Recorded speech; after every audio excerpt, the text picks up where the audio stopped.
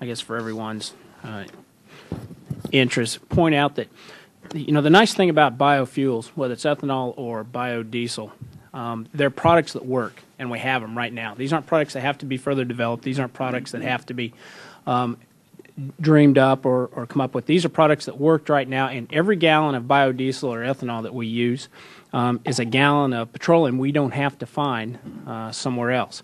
Ethanol can be produced from anything. It can be produced from corn. It can be produced from sugar. It can be produced from cellulose. Anything that ferments. If it ferments, you can make ethanol out of it. And biodiesel is vegetable oil. That's what it is, which kind of brings me to the environmental impact of biofuels.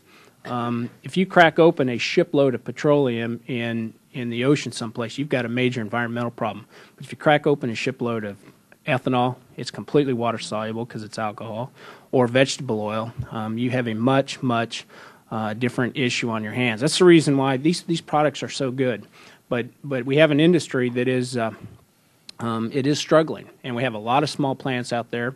The vast majority of them, as of recently, we've had private investment in them, but for the most part, they're farmer-owned cooperatives. It's just a bunch of farmers getting together to raise capital, and now they're caught up in the credit crunch because there's not a lot of credit available out there. So now I've made my soapbox pitch, but I do want to ask about the blenders wall that we have out there, because right now it's 10% of an ethanol blend, and on our farm, I know we run about 30% ethanol blend. What we do is go out and buy E85, which is an 85% blend. We bring it back, we blend it out in our own fuel tanks and get about a 30% blend, which my mother uses in her car, all the way to the trucks on the farm that we use.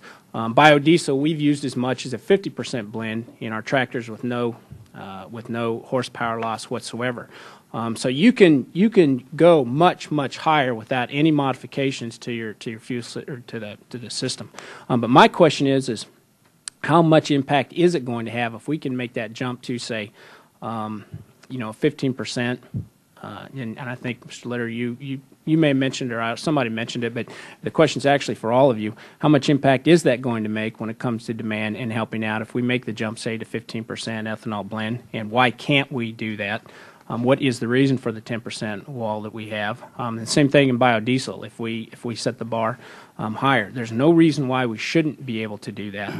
And again, every gallon of biofuels that we use is a gallon of petroleum we don't have to find. And I'd much rather be dependent on U.S. farmers than I would Saudi Arabia for our fuel any day.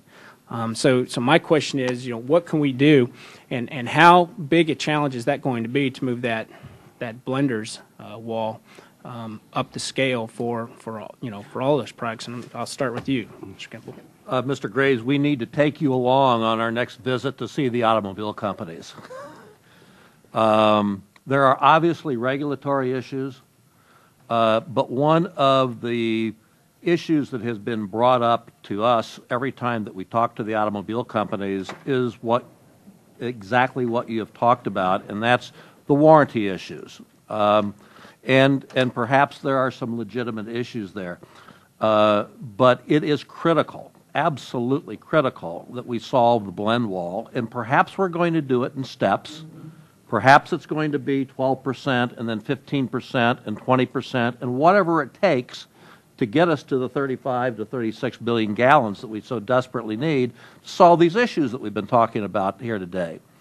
But there are a number of initiatives that are going on as we speak. We have our partners in the industry, the ag community, the Department of Energy, Environmental Protection Agency, USDA, all are actively involved in this. But taking that first leap and getting off the arbitrary limit that was established years ago at 10% is critical. We've got several years ago we had 140 billion gallons of spark ignition motor fuel in the United States. 10% of that, if you can get 100% market penetration, doesn't even get us to where we need to be at the end of the conventional renewable fuel standard, much less get into the cellulosic and advanced biofuels. It is critical, and it's critical also in the sense that we don't have to rail the stuff to every single corner of the country. Mr. Howe. Thank you very much, Mr. Graves. I'll pick up where Mr. Kimple was just speaking about. We absolutely should go forward. We should push this limit as far as the science will justify. I know there have been concerns expressed by auto manufacturers about warranty on legacy vehicles, small engine manufacturers, boat operators, and so forth. Those considerations need to be taken into account, but I'm not sure that they should dominate the issue. If there's a way that we can provide fuel that is a higher fraction of gasoline for the lawnmowers and weed whackers of the country, most of the auto fleet will be able to use richer blends, I think, over time, or can be designed to use richer blends. But ultimately down the road, we can get a few more percentage points that will accommodate growth in grain ethanol in the next 5, 6, 7 years. The RFS schedule calls for much higher use, which from cellulosic sources. So I believe that that fix does not really address the long-term challenge that we face. As I see it, there's only two other options. One is a complete change of chemistry to other kinds of molecules, such as biobutanol. The problem being that the chemists have not determined that we can produce biobutanol that is has as favorable an energy balance or a carbon balance as ethanol does. I think the other alternative is E85. If we can make the kind of commitment to E85 that Brazil has made to all ethanol vehicles, we can have essentially limitless growth or dramatic growth in the use of biofuels in the future for this country. I see this as an issue of standards. This is Windows and Mac.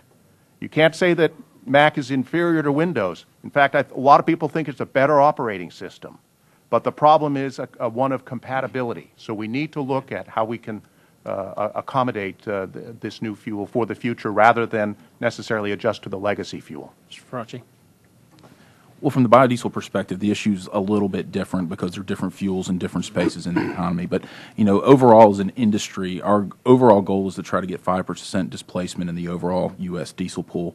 And from the macro sense, the first real tangible step we can take is get the RFS2 implemented in a successful way. But, you know, as an industry, and this has been going on for some time, we work pretty closely with engine manufacturers to try to get these higher level blends that you're talking about approved for engine warranties. Right now, B5 is pretty it's, you know, everyone warranties B5 now.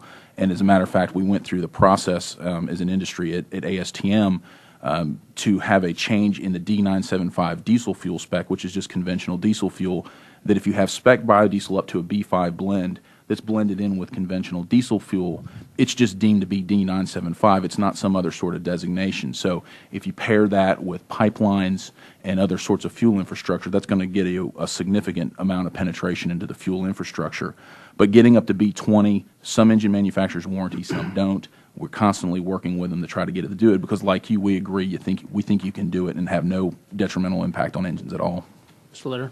I'm not going to repeat what our first two participants said, but just to add to, I think that we have to address this very shortly, and EPA is going to be key in this because that's where the science is going to be researched, and they need to prove it. It's going to take maybe up to 2 years to get it implemented once the decision is made. So it's something that we need to work on immediately. It's one that if we're ever going to go to second stage ethanol production, the cellulosics, we have to get this issue resolved.